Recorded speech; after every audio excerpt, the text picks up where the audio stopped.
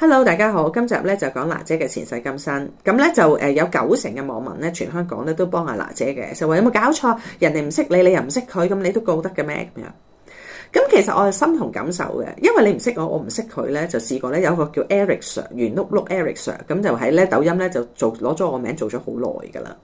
而咧就係咧有一個咧就認我老公咁啊2年噶啦，就話咧我唔會教學嘅，我啲嘢係去教，我啲粉絲咧全部跟佢學嘅。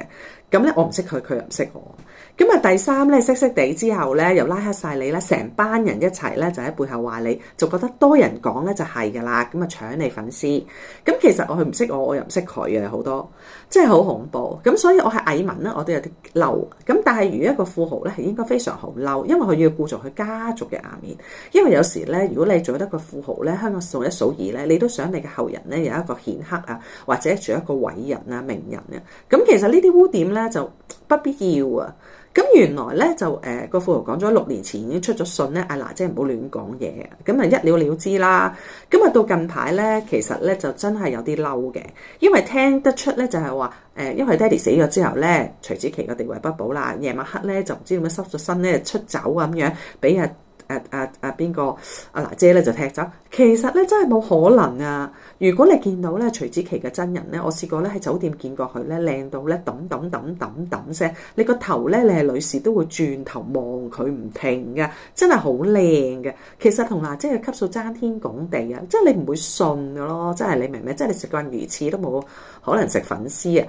咁啊，所以咧其實咧我就點解會更加唔信呢？其實呢啲緣分都有前世今生嘅，即係如果你大家知道阿娜姐嘅前世今生呢，佢呢就應該隔離嗰個係皇后啦，咁佢應該係一班宮女而喺生活嘅，咁宮女裏邊都有好多是是非非啊，有好多謠言啊，啲緋聞咁樣，咁所以呢，佢嘅投緣呢應該呢都係女士多㗎。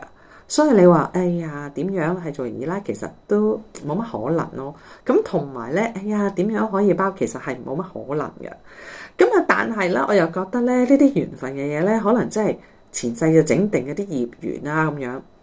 咁啊，所以咧，我真係咧，覺得咧，唔好一個女士咧，都已經40歲啦。咁嗱，即係後生嗰時都有少少樣，即係我覺得 OK。咁但係到而家咧。